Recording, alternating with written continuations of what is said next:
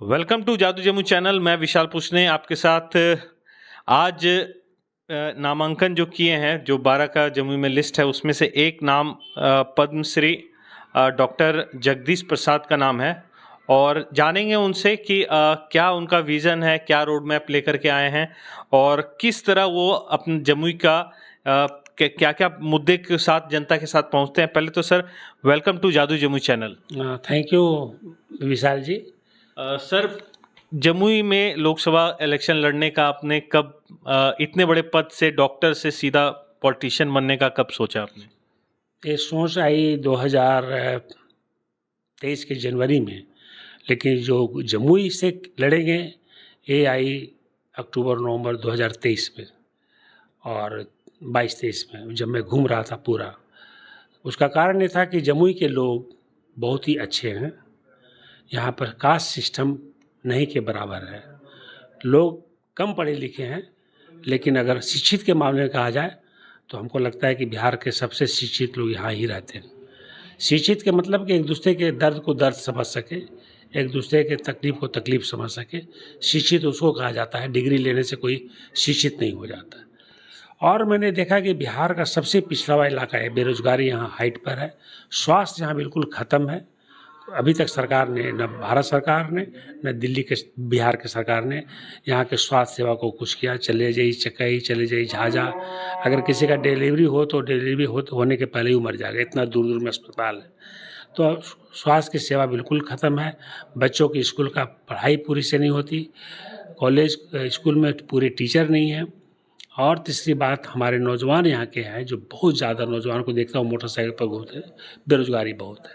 तो ये तीन समस्या। और चौथा समस्या मैं सुनता हूँ गांव से जाता हूँ तो, कि हमारा सिंचाई का प्रबंध नहीं है। किसान लोग बोलते हैं कि पानी नहीं मिल पाता। और ये भी हमें चक्के में सुनने में आया कि वो 20 साल से डैम बन रहा है, बना ही नहीं आज तक।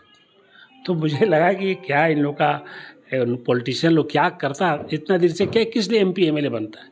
इसी कारण से हमने सोचा कि हमें इलेक्शन लड़ना ही होगा, क्योंकि डॉक्टर का जो काम था वो तो मैंने कर दिया। भगवान ज़िंदगी एक ही देती है, अब उस ज़िंदगी को अच्छे से यूज़ किया जाए गरीबों के लिए। सर, एक चीज़, पद्मश्री जो है सर, वो आपको कब मिला और क्यों मिला, किस फील्ड के कारण? स्वास्थ्य में मिला है, किस, पूरा डिटेल जानना चाहें। ये हमें स्वास्थ्य के लिए मिला, कार्डियक सर्जरी में दिया गया, मेडिकल फील्ड में दिया गया। चूँकि हमने गरीबों को कम लागत में सफदरजंग अस्पताल में ऑपरेशन शुरू किया, उसमें ऐसे मरीज लंबे लिस्ट मिलते थे ऑल इंडिया में और मरीज मर जाते थे लंबा लिस्ट होने के कारण। तो मैंने सफदरजंग में कार्डियक सर्जरी शुरू किया और उसको बहुत ही सिंप्लीफाइड किया ताकि कम पैसा में हो सके। इसी के कारण सरकार ने हमें पद्मश्री दिया था। उसमें कब की बात है सर? ये 91 की बात है। अच्छा, तो उसमें उम्र आपकी कितनी रही होगी सर? 34 प्लस। सर, यहाँ पे जब आप फील्ड घूम रहे होंगे तो कुछ मुद्दे आपको दिखे होंगे कि जो कि बुनियादी हैं, वो किस चीज़ों पे आपका सबसे ज़्यादा नज़र गया है कि क्या चीज़ें यहाँ पे होना चाहिए जो नहीं है?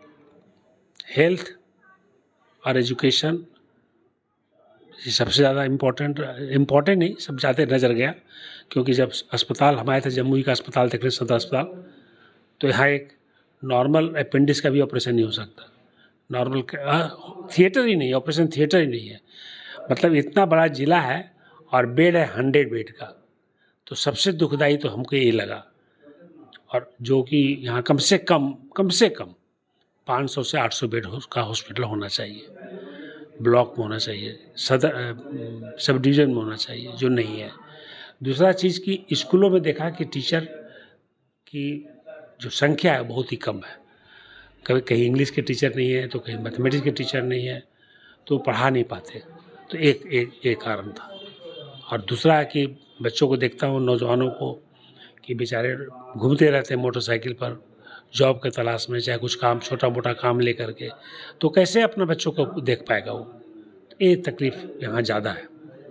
तो जैसे सर, इन मुद्दों पे आप क्या वर्क करिएगा, कैसे करिएगा? कुछ रोड मैप बनाए हो या कुछ सोचे हो? मैंने रोड मैप बनाया है। एक तो पहला रोड मैप देखिए, बनने के 2 महीने 3 महीने के अंदर यहाँ मोबाइल अस्पताल आ जाएगा। पूरा फुल फ्लेज मोबाइल अस्पताल रहेगा, जो रिमोट एरिया गांव में जाएगा, सबको चेक करेगा और बीमारी का इलाज कराने के शुरू करेगा। इलाज बिल्कुल फ्री होगी, किसी को पैसा नहीं लगेगा, दवाइयाँ फ्री मुफ्त में मिलेगी।